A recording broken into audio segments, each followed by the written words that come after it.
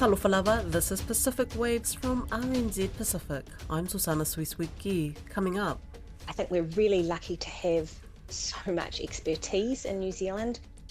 New Zealand's Health Ministry appoints its new Public Health Director. Also, Growing up, there was nothing like this, so it's so brand new to me. Bo Pacifica launched this week, and there are mixed feelings following Tonga's Development Summit. Dr. Karina Gray has been appointed as the new Director of Public Health starting from 5th of May. Currently serving as the Deputy Secretary of Policy and Insights at the Ministry for Pacific Peoples, Dr. Gray has an extensive career working in research epidemiology and public health.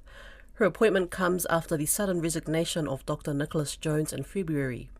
I spoke with Dr. Karina Gray and began by asking about her reaction to the news of her appointment. Really excited, actually. I have to say I felt very overwhelmed yesterday. I had lots of messages from different people right across the health and Pacific communities, just reaching out to offer their support. So I want to thank everyone for that. It's actually made me feel really grateful and reminded me what an amazing community of passionate and committed health professionals we have in Aotearoa. Before we start talking about your new role, tell me about your journey. What inspired you to get into the health field? Oh, that's a great question. Thank you. Well, actually, I was born in Samoa, so we moved to New Zealand when I was 5, and the primary reason we moved to New Zealand is because I had an older brother who had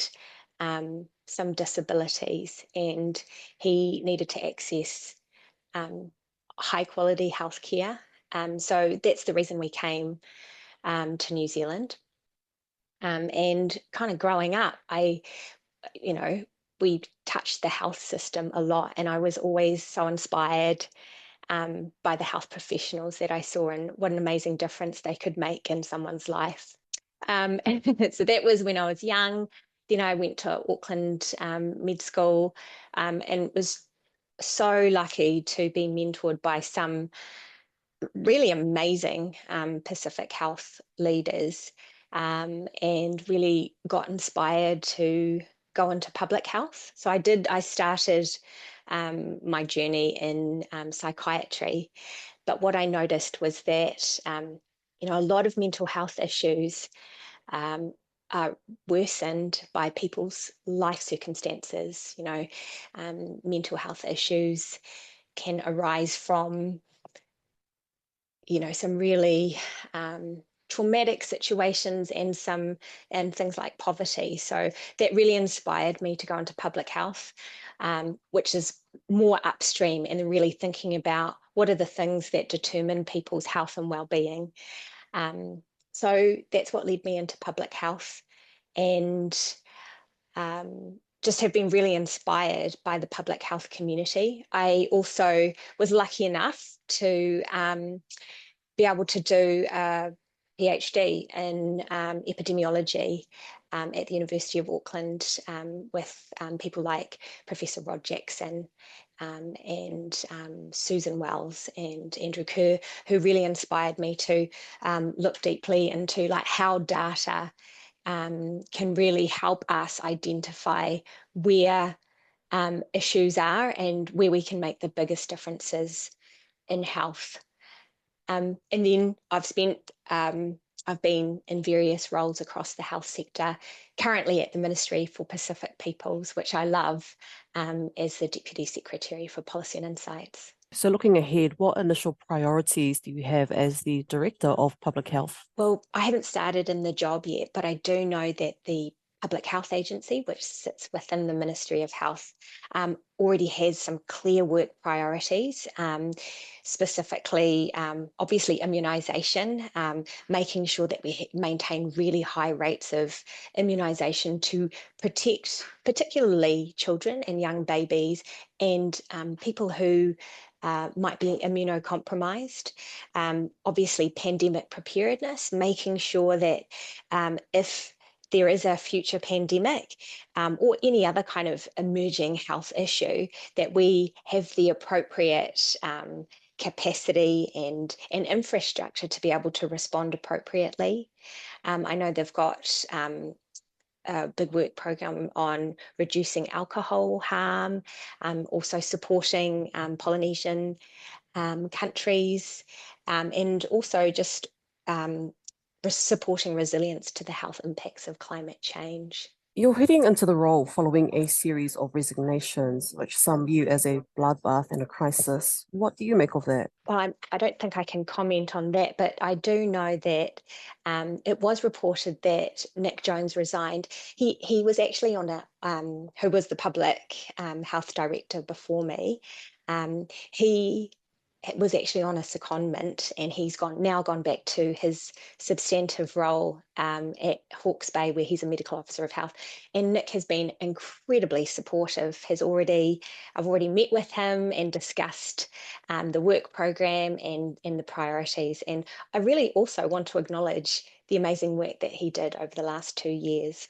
Are you concerned, though, about the public scrutiny that the health portfolio has been under recently?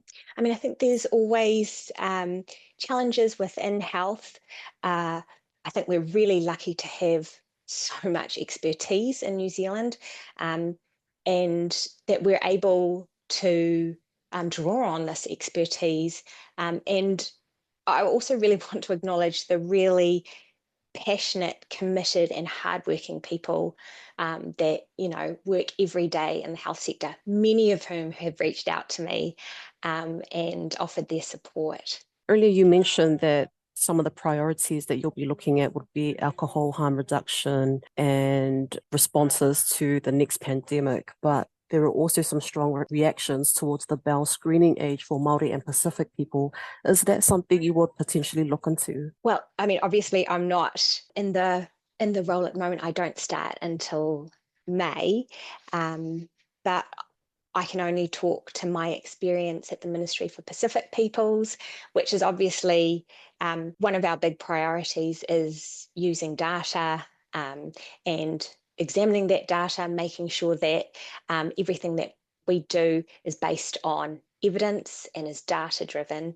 And I guess just to touch on what we do at the Ministry for Pacific Peoples, we're really lucky to have an awesome data and insights team that is doing some amazing work looking at the Pacific population. And at the moment, we're doing a long-term insights briefing, which is specifically looking at the population of people who are both Māori and Pacific, which is awesome. So would you want to look into the Bell screening program? So I haven't started in the role yet, but would love to come back and talk to you when I do start in the role and get my feet under the desk. So speaking of MPP, what will you miss about the agency? Oh, the people. I think the Ministry for Pacific Peoples is just like the health sector, is full of just amazingly committed and passionate people who are just committed to the work they do, the communities they serve. I'd also like to acknowledge Geraldine Clifford-Lidstone, who is the Chief Exec and Secretary for Pacific Peoples, who has been incredibly supportive in me moving into this new role. A community-led initiative, Bo Pacifica, launched this week, representing a significant milestone for the Pacifica youth development community in Aotearoa. Pacifica youth workers will direct the initiative's kaupapa. Grace Fever-Eye was there and has more. A room filled with over 150 Pacifica youth workers, sector leaders and government officials celebrated the beginning of a new national youth initiative. For Sulama Naya Fiatelelo Kenny, the event was particularly meaningful as she reflected on her upbringing with a single mother. She remembers the challenges they faced due to a language barrier and government systems, which often became hurdles instead of opportunities. Growing up, there was nothing like this, so it's so brand new to me. I know I needed it back then because there was a really gap between Pacific Samoan translation and trying to understand the wind system. And so that's why it's so important for us and the work that Pō Pacifica does for our youth network. I know that they are working to bridge that gap between our government systems and our communities. Isabel Lemanatau, who moved from Samoa, says she's observed some injustices in the system. I was first generation migration, so I came over with my parents, and so regardless of how the system saw us, we needed to be true to who we were, and a lot of the journey of the diaspora was finding the identity. Yelua Taula resides in Christchurch, where opportunities often seem to be missed, and says there aren't spaces for them to come together. Yeah, it's predominantly Palangi in Christchurch, but we do have, similar to some of our regions, pockets of Pacific youth workers that are doing amazing work. And, over the couple of decades that I was there, we had quite a few Pacific youth workers that were didn't quite have that space or place to come together, to share the knowledge, to be able to drive the work that we do, and I guess in some way have it recognised. CEO of Ministry for Pacific Peoples, Geraldine Clifford Lidstone, says it is the first of its kind for the youth to build their ideas and skills. Well, I don't think there's ever too much for Pacific youth, but given our youthful structure. We have got many Pacific youth, but Pō Pacifica is so important because this is the first of its kind, a place where our youth workers can come to share knowledge, share expertise, build their competence, build their ideas and skills and stories about how to better work with our youth.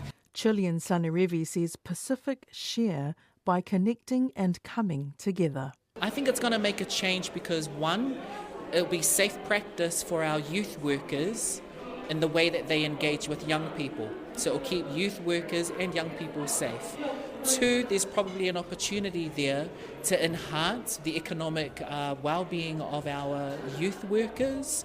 And two, in our typical Pacific way, we learn, we exchange, and we share by connecting, by coming together, because that's just the way that we are. A strategic planning meeting in Tonga last week tossed up some very good ideas for the country's way forward. That's the assessment of our Tonga correspondent, Kalafi Moala, after the 4-day summit dubbed A Resilient Tonga Through Transformative Action Safeguarding Our Heritage. It was the first such meeting in Tonga in 10 years.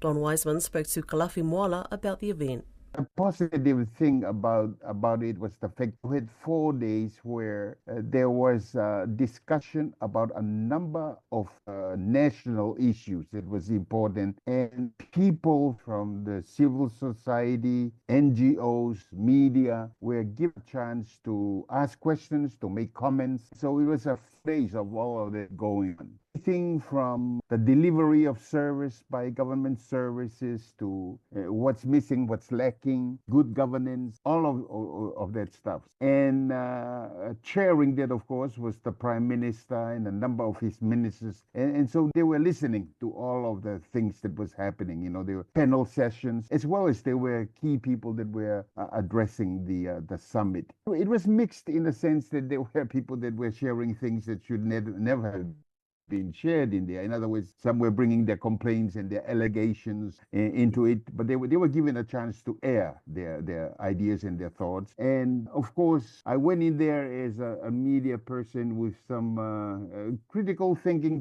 just thinking, wow, this is a major campaign for this year's election. Maybe so. If there was an intent for that, yeah, maybe so. But I think overall, there was something good that came out of it. It was the first opportunity that I've seen in many years where people were given a chance to talk, to give an input, and the leaders in government were listening. Well, it's all very well, of course, to list the issues. Yes. The thing is whether the government's listening to the extent where it will ensure that something's done about at least some of these things. Yes, that's correct. It was a talk fest, a lot of talk, but you think, well, those things have been talked about before in various areas, but whether there's going to be action on it. The other thing, too, that I thought it was kind of significant is that because the government have held this summit early enough in their administration, it means that if there were any complaints that came up concerning the lack of service or good governance or whatever it was, it pointed to the government before them and it pointed to the guys who governments before that. You know what I mean? Yes. In other words, it excused them because they've hardly been there a month or two to carry out their governance. So it appeared to seem to me to sit there quite securely listening and making some promises that some action was going to be taken. Are there any specific things that you can expect to change over the next period of this? I guess it's 5 or is it 10 years? No, there's nothing really. I think really the 10-year period is try to copy off what other governments, mostly Western governments, do in terms of strategic long-term planning. I think in Tonga, they should have had the plan, 3-year, 4-year plans, according to governments, because a government can come in and just change the plan. So having a 10-year plan does not obligate any government that comes into power to carry that out. And so I think that the 10-year thing is just maybe a good idea for somebody else, but I don't think it works in Tonga. In terms of any idea of any commitments that this government might make in view of what it's learnt? Well, I'll give you an example, like in the area of education. Things like the previous government served lunches and fed breakfast for kids, primary school kids. This government comes in and says, we're going to do away with that. Let the kids eat at home. Another thing in education, the previous government decided no longer to have a Form 5. Remember the old days where there was a Form 5 school certificate, and they felt that was no longer relevant because a kid goes to Form 6 and sits their final exams for high school, and some goes on to Form 7 to prepare for university and so on. So this government comes in and says, no, we're going to go back and have the Form 5. So those are the kind of things that were talked about and changes that was going to be done. I think one key thing that came up, for example, was one of the private owner from the private sector of a boat that traveled inter-island. She came in and said, well, here's a wharf, a domestic wharf that was built by the Japanese government, millions of dollars, and they built a huge, nice building there with the purpose of when the local ships come in, that people, if it's raining or whatever, they are offloaded, they go and wait in that building, and then they wait to board the ship, or they just come off and wait to be picked up. He says that has not been used for that. It's a party building. The government cocktail parties, or somebody that hires it for a party, that's what the building is used for. She says when her boats come in, her people are offloaded and wait outside the building. Rain or sunshine, that's what happens. So as she was sharing passionately that kind of thing, she was saying, well, there's a lot of government services, and of course, the Japanese ambassador was sitting there listening to all of this. This lady was saying, well, our ship can do all the services between the islands, and yet the government goes out and get the Japanese to give them a ship, and this ship hasn't been working as well as their own private ship. So she's talking about, if the government is serious about building the private sector, that they need to be serious about allowing the private sector to thrive and helping them to thrive if they are serious about economic development. Those are the kind of things that we're discussing. It went on from hour to hour, long hours, Donald. We're sitting there for 3 hours without a break, just listening to this kind of thing going on. As I said earlier, some very good things, good to allow the people to air their ideas and some of the things that they've experienced. There are also other things that were just a waste of time to talk about. That's Pacific Waves for today. For all episodes, head over to rnz.co.nz/Pacific. We're also on Spotify, Apple and iHeartRadio. From myself and the RNZ Pacific team, tō whā soifua.